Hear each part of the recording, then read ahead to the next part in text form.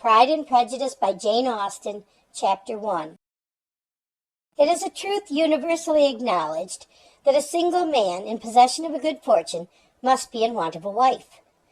However little known the feelings or views of such a man may be on his first entering a neighborhood, this truth is so well fixed in the minds of the surrounding families that he is considered the rightful property of some one or other of their daughters. "My dear Mr. Bennet," said his lady to him one day, "have you heard that Netherfield Park is let at last?" Mr. Bennet replied that he had not. "But it is," returned she, "for Mrs. Long has just been here, and she told me all about it." Mr. Bennet made no answer. "Do you not want to know who has taken it?" cried his wife impatiently. "You want to tell me, and I have no objection to hearing it." This was invitation enough. "Why, my dear, you must know. Mrs. Long says that Netherfield is taken by a young man of large fortune from the north of England, that he came down on Monday in a chaise and four to see the place, and was so much delighted with it that he agreed with Mr. Norris immediately, that he is to take possession before Michaelmas, and some of his servants are to be in the house by the end of next week." "What is his name?" "Bingley." "Is he married or single?" "Oh, single, my dear, to be sure. A single man of large fortune, 4,000 or 5,000 a year. What a fine thing for our girls!" "How so? How can it affect them?"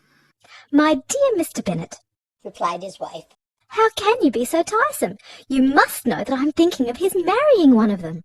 "Is that his design in settling here?" "Design? Nonsense, how can you talk so? But it is very likely that he may fall in love with one of them, and therefore you must visit him as soon as he comes." "I see no occasion for that.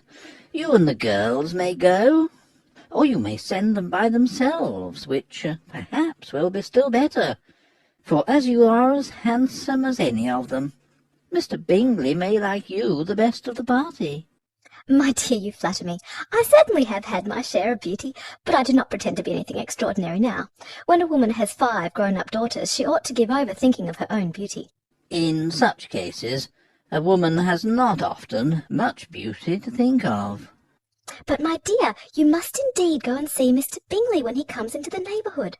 "It is more than I engage for, I assure you." "But consider your daughters. Only think what an establishment it would be for one of them. Sir William and Lady Lucas are determined to go merely on that account, for in general, you know, they visit no newcomers. Indeed, you must go, for it will be impossible for us to visit him if you do not." "You are over-scrupulous, surely. I dare say Mr. Bingley will be very glad to see you, and I will send a few lines by you to assure him of my hearty consent to his marrying whichever he chooses of the girls. Though I must throw in a good word for my little Lizzie." "I desire you will do no such thing. Lizzie is not a bit better than the others, and I'm sure she is not half so handsome as Jane, nor half so good-humoured as Lydia, but you are always giving her the preference." "They have none of them much to recommend them," replied he. "They are all silly and ignorant, like other girls. But Lizzie has something more of quickness than her sisters." "Mr. Bennet, how can you abuse your own children in such a way? You take delight in vexing me. You have no compassion on my poor nerves." "You mistake me, my dear. I have a high respect for your nerves. They are my old friends. I have heard you mention them with consideration these last 20 years at least." "Ah, you do not know what I suffer." "But I hope you will get over it, and live to see many young men of 4,000 a year come into the neighbourhood." "It will be of no use to us if 20 such should come, since you will not visit them." "Depend upon it, my dear, that when there are 20, I will visit them all."